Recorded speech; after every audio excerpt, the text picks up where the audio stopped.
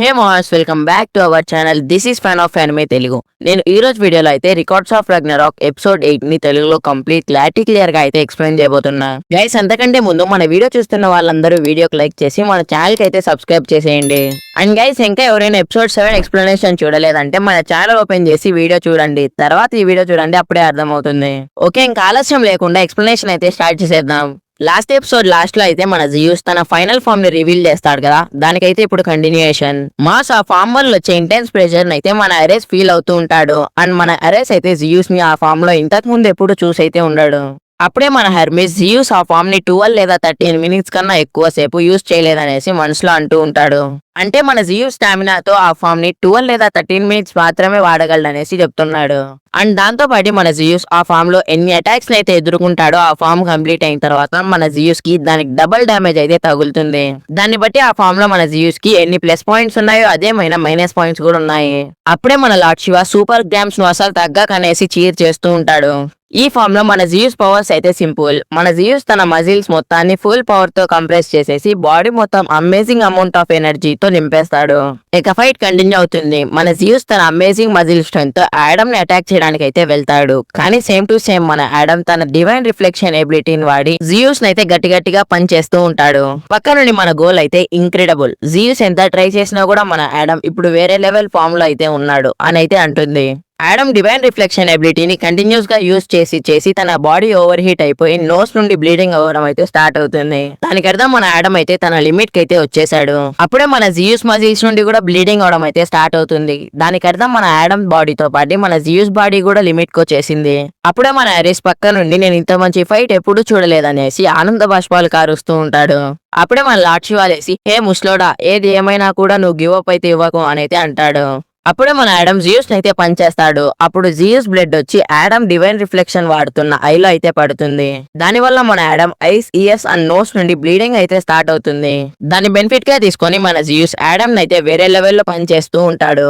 చూసే వాళ్లకు ఆడమ్ జియూస్ కి పంచింగ్ బ్యాగ్ లో అయితే కనిపిస్తూ ఉంటాడు. కానీ మన ఆడమ్ ఆ బ్లీడింగ్స్ ని కూడా పట్టించుకోకుండా జియూస్ అటాక్స్ ని అయితే మళ్ళీ బ్లాక్ చేయడం స్టార్ట్ చేస్తాడు.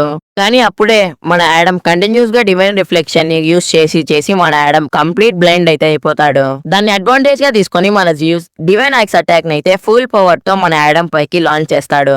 అప్పుడే మన ఆడమ్ ఏదోలా చేసి గుడ్డూప్ లో మన జియూస్ హెయిర్ ని అయితే పట్టుకుంటాడు. కానీ మన జియూస్ కూడా ఆడమ్ హెయిర్ ని పట్టుకుంటాడు. అప్పుడే వాళ్ళు ఒకరినొకరు జుట్లు పట్టుకొని అయితే కొట్టుకుంటారు.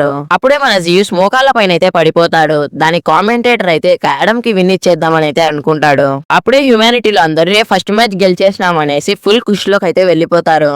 అప్పుడే మన ఆడమ్ కదలకుండా మాట్లాడకుండా స్టాచ్యూ అయితే అయిపోతాడు. అప్పుడే అక్కడ మ్యాచ్ కామెంటేటర్ అయితే రిలైజ్ అవుతాడు మన ఆడమ్ చనిపోయి చాలా సేపు అయిందనేసి. మన జియూస్ కూడా ఆడమ్ పని అయిపోయిందనేసి మోకాళ్ళ పైన పడ్డా అని అయితే చెప్తాడు.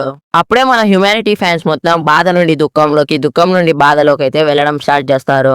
మన జియూస్ కూడా ఆడమ్ చాలా గ్రేట్. ఆడమ్ చనిపోయిన కొన్ని సెకండ్స్ అండ్ మినిట్స్ తర్వాత కూడా తను పంచెస్ చేయడం అయితే ఆపలేదని అయితే చెప్తాడు. దానికి హ్యూమానిటీ ఫ్యాన్స్ అందరూ ఏడవడం ఆపేసి మన ఆడమ్ కి అయితే ఫైనల్ సెండ్ ఆఫ్ అయితే ఇచ్చేస్తారు. అప్పుడే మనకు ఆడమ్ అండ్ అలాగే తన వాల్కరీ ర్యాన్గ్రైస్ డస్ట్ లాగా మారి ఆకాశంలోకి వెళ్ళినట్టయితే చూపిస్తారు. కట్ చేస్తే మన గోల్ యాజ్ యూజువల్ చనిపోయిన ర్యాన్గ్రైస్ అండ్ అలాగే ఆడమ్ కోసం కొద్దిసేపు ఏడవడం అయితే స్టార్ట్ చేస్తుంది. దాని తర్వాత 12 వాల్కరీస్ లో వన్ ఆఫ్ ద వాల్కరీ అయిన హైస్ట్ అక్కడికైతే ఎంట్రీ ఇస్తుంది. అప్పుడే మన హైస్ట్ గోల్ ని శాంతం చేసేసి ఒక మంచి హగ్ అయితే ఇస్తుంది. ఇస్తూ గాడ్స్ ని పిచ్చిగా అయితే తిడుతూ ఉంటుంది. దానికి మన గోల్ అయితే మనసులో, ఏంటి నువ్వు ఇంత డేంజర్ గా ఉన్నావు అని అయితే అనుకుంటుంది. మన హైస్ట్ కి అయితే 2 పర్సనాలిటీస్ అయితే ఉంటాయి. ఒకటి కోపం అండ్ ఇంకోటి శాంతం అని అయితే రివీల్ అవుతుంది. అప్పుడే మన బ్రూహెన్లైట్ ఆడమ్ చనిపోయిన బాధతో, మ్యాచ్ ఓడిపోయిన కోపంతో, ఆకలితో అయితే ఫుడ్ తింటూ ఉంటుంది.